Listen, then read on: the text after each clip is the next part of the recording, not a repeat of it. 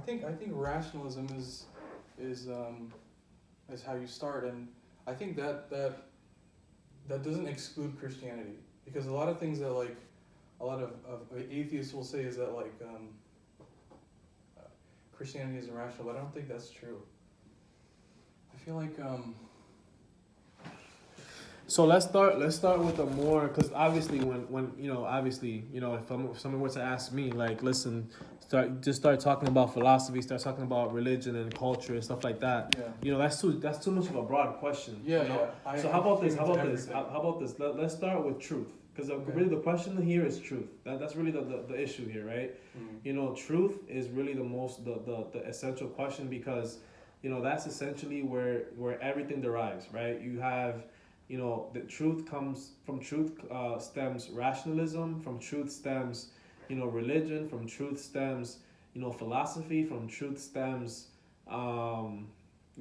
culture, social, society, everything, right? So let's start with truth. What is Okay. truth? Does truth exist? Truth. What's your view on truth, right? What's up with that? Because that's really the foundation to build from. Okay, so this actually ties into what we were saying. So knowledge of truth, the study of how we know what's true. I think it's called epistemology. Mm-hmm.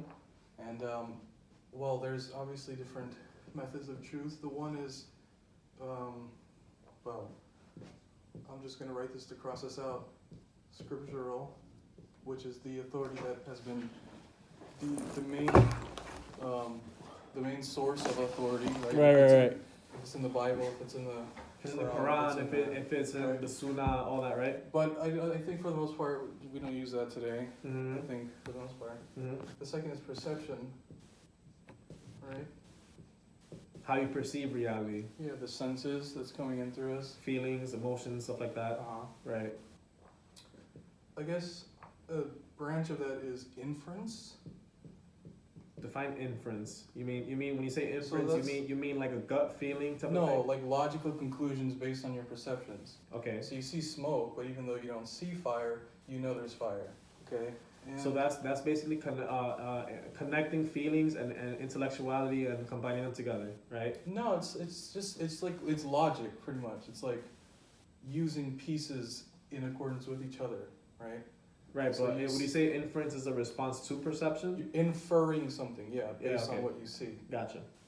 And I guess the last one would just be literature, right? But I think in our society would agree that this is like pretty much it, right? In the Perception. West, that's pretty much it. In the East, where I'm from, it's actually interesting. Like, scripture is important. Like where I come from in India, and well, I guess these two would be the same, but in Western philosophy, it's kind of like everything has to be proven. But in religious philosophy, There's a faith aspect to it. Right. Faith is a faith element to it. right. Okay. Right. It's interesting. All right. So, my question: how can one be confident that the truth that he sees, or the truth that he perceives, or the truth that is given to him is indeed truth and reality? Well, that's interesting, right? Because when you perceive something, you don't know that it's the same thing that somebody else is seeing, right? Right. If I see red and you see red, Mhm. we both say that it's red, but are we both seeing the same thing? Mhm. You see what I'm saying? Mhm. And I think our literature kind of backs that up. I guess like everybody sort of agrees that the world is the same except for like schizophrenics. I suppose their world, their perception is completely different. Mhm. You know? All right. So how about, where does God play in this? Because obviously, 99% of the world is religious. Less than 1% is atheists. The atheists are usually Western people, right? Actually, it's not true. Mhm. It's actually something like 20%. 20%. Okay, so Which is that's huge. Yeah, it is huge. Mm-hmm. So like 80% is religious, 20% is atheist, but usually, typically, it's like more Western than Eastern, right?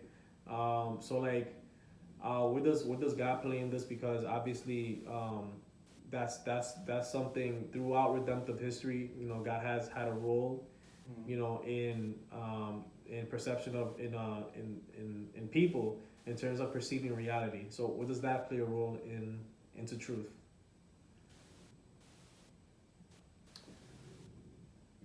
You know, the interesting thing is that like I wouldn't even say that it's necessarily God. I'd say that it's faith based thinking that is the kind that holds like scripture and authority to the max. Because there are whole religions that are atheistic. So that Buddhism, there is no God in Buddhism. No, They are it's not. completely atheistic. Right, right. What that's the common They misconception. follow the teachings of Buddha. Right. Right. The common misconception is that they think that Buddha is a god. No, he's just a guy. No, he's just a guy. No, of course, Yeah. he never claimed to be God. Right. But they still have authority. They still have authority scriptures, the Pali Canon. Mm. And they follow this. Well, what I've outlined here is a sort of it's actually common in Indian philosophy where they sort of outline their authority, and this is actually part of something called Vedanta, which is an Indian form of philosophy. They hold these scripture and literature to be higher than perception, but I think the way of outlining that it's really helpful because like it shows you where what is coming from. But Right. again, I come from the more rationalistic camp, so I would cross that out. Okay. I'd say. So we have literature, we have inference, we have perception, we got scriptural. All right. So question now: does truth exist? That's more of a direct question because, you know, someone might say, you know, and this is really is relativism correct? Because you say, you know, a Muslim says that he has the truth, and a Christian says no, he has the truth, or an atheist says no, he has the truth, which is his rationale. He makes up his truth by logical thinking, or he thinks that is logical thinking. He's just thinking about his logic and logically, so he thinks it's logical, right? So, like, does truth exist? Does truth exist? That's a good question. I don't think anybody knows, you know.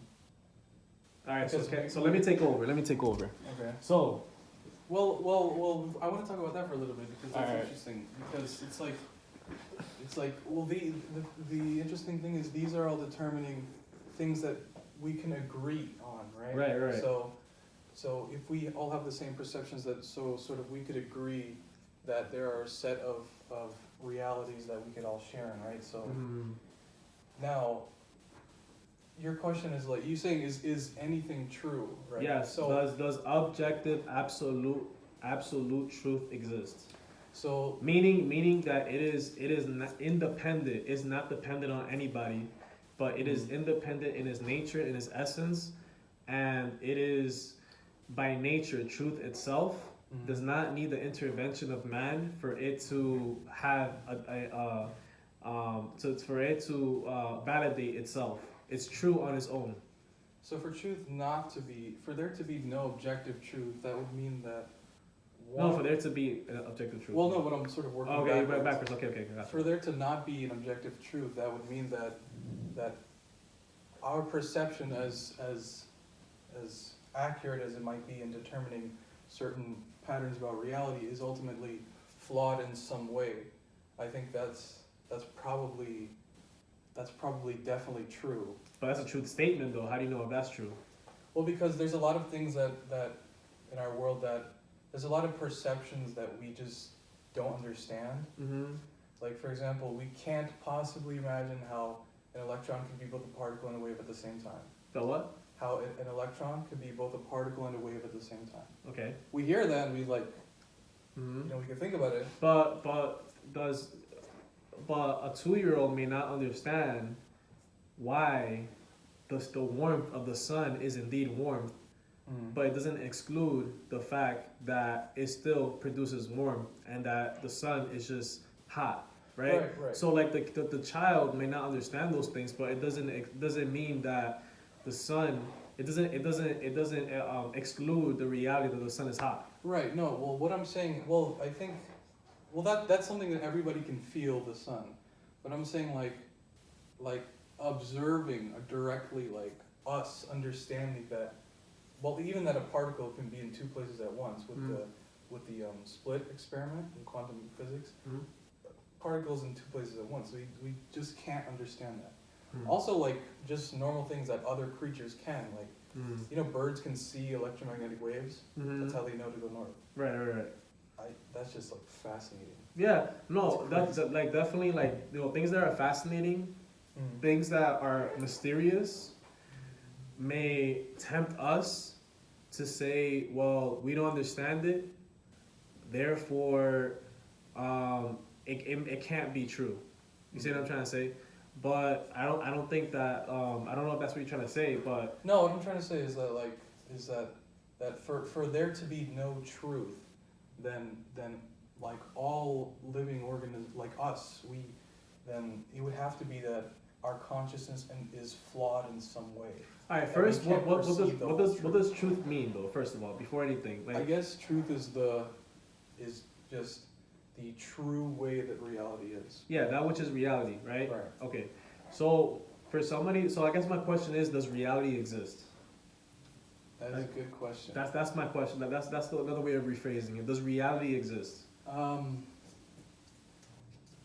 Well, as a Buddhist, I would say no, Mm-hmm. that reality doesn't exist. But that is a good question. The philosophy of that, it's really like one of the oldest questions in the world, you know. Mm-hmm. And people have some very interesting like ideas about it. There was this one Greek philosopher. He said that, I forget who it was. He said that nothing moves. Probably Aristotle. No, it wasn't Aristotle. It was somebody else. He said that like, I don't know what he was trying to say about this, but he was like nothing, like everything that has ever happened is just like one thing. You know what I mean? Mm-hmm. Like it's just one thing, and it's like that. Right. We're just in it. Right. It's very interesting. Yeah, but this is the thing. First of all, what is truth? Truth is that which is real, or that which is reality. Now, what is reality? Because I feel like we have to define the terms because Yeah. you know I don't know.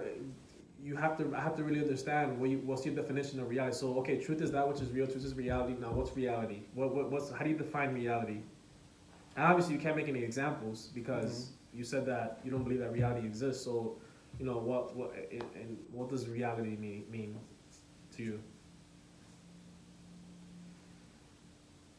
I guess the only way that I could think about it is to make an example. Do you know Hawking radiation?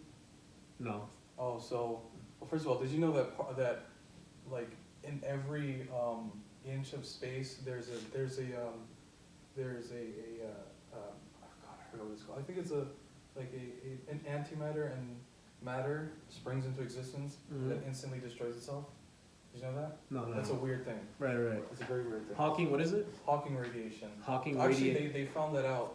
They found that this happens, right? It springs out and then it goes back and then it's destroyed again. They found that out because I'm just real quick, just bear with me. This is really interesting. I'm bearing with you. No, it's fine. So Take they your time. found that out because in a black hole, nothing can escape. Mm. Okay. Nothing can escape a black hole. Right. No, and so for this one, antimatter doesn't react with our universe, but matter does. But when this happens, this stuff usually doesn't react with anything else. Mm. But for some reason, this is like so strong that it just shoots into the black hole, and that gets destroyed. But it doesn't have time to like knock into this one and destroy itself. But what this does is it chips away at the black hole. They noticed that because they noticed that black holes were fading. And so they're like, how did that happen? And then Stephen Hawking eventually figured it out, that all across the universe there are these things popping into existence and then like destroying themselves instantly. That's just such a fascinating thing. And so I think reality is like this. It's like our perceptions are just like excitations in, this sounds like it doesn't make any sense, but like, you have to like, just really No, I'm bearing with you. No, read into it. no, don't worry about it. Don't worry about it. Don't worry about it. It's a headache. Yeah. I feel like reality is like our consciousness, like sort of.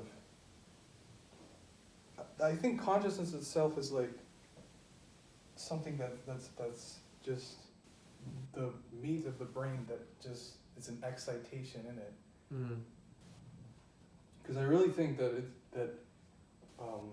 and I'm not the only one. I'm not just a maniac, but No.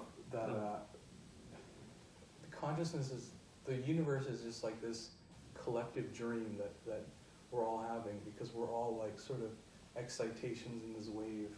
You know what I mean? Mm-hmm. It's a very philosophically based idea. You know? So reality does exist. No, That doesn't exist. Okay. So reality doesn't exist. But I'm still having trouble understanding what is reality. What is the definition of reality? For someone to say that reality does not exist presupposes the fact that he has experienced reality and therefore he is able to say that reality does not exist. Because you can't make a negative statement without first understanding what its positive is. You know what I'm trying to say? I can't say I don't like ice cream if I've never tasted ice cream. Mm-hmm. You see what I'm trying to say? So therefore, one cannot say reality doesn't exist if he doesn't know if there is no reality to begin with. Well, the Buddha actually has an interesting analogy for this. He says, like, think about a river. You can see a river, right? And you are familiar with rivers, but if at any point you say, look, this is a river, the next moment it's going to be completely different water molecules in a completely different configuration, and that's not the same river anymore. So I guess it's a sort of way of saying that. But wouldn't you say that's a grammatical issue? Would you say that's more of a language issue, not much of a nature issue? Well, I think the analogy is that if we can't say that something is like eternal or consistent all throughout, then can we really say that it's real? Like, for example, the little dot that was the Big Bang, that was the whole universe. It was just in that dot that it expanded, right? It's not the same universe that it is now, right? It doesn't have you and me in there. Well, it does, but not in our forms. Like, so can we really say that that's the same reality? You know, can we really say that it's the same universe? Right. But I feel like you're going around in circles because, you know, you're saying that reality doesn't exist, but I'm still trying to understand, you know, in your opinion, you know, what's the definition of reality? Because if you say reality doesn't exist, then that presupposes the idea that means that you have never understood what reality is or what is reality. Well, I'm saying it's an illusion. You're saying it's an illusion. It's an illusion of consciousness. It's kind of like it's a way for us to make sense of things. We wouldn't understand anything if we didn't presuppose the existence of things being real. Think of it like that. Can you repeat that again? We couldn't make sense of anything if we weren't predisposed to the idea that something was real. I'm sorry. Can you say that one more time? If we didn't think anything was real, we wouldn't make sense of anything. If we didn't know that anything was real, then we didn't think that anything was real, then we would just be like lost. Okay, if we didn't think that anything, can you just write that down for me right there, please? That sentence, please. If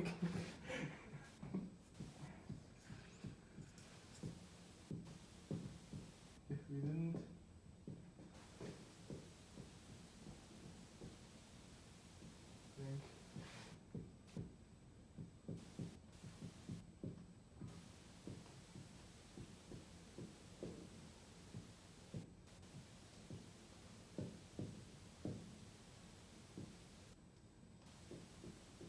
We would be very lost indeed.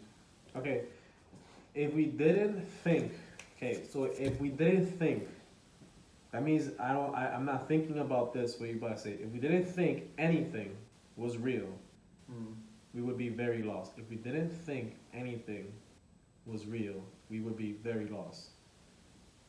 So, but that's what you believe. If you didn't think Yeah. anything was real, we'd be very lost. Yeah. So would you consider yourself lost then? No? But you don't think anything is real, therefore. No, if we, like, well, I believe that something is real. So you do believe that reality exists. Well, it's like, well, you can like infer something, but it's not true, right? Like if you see a rope and you think it's a snake, the fear is real, but then after a few moments you're like, oh, that's just a rope. You know what I mean? Mm-hmm. Even though your eyes saw rope, but you still like felt fear. You know what I mean? Mm-hmm.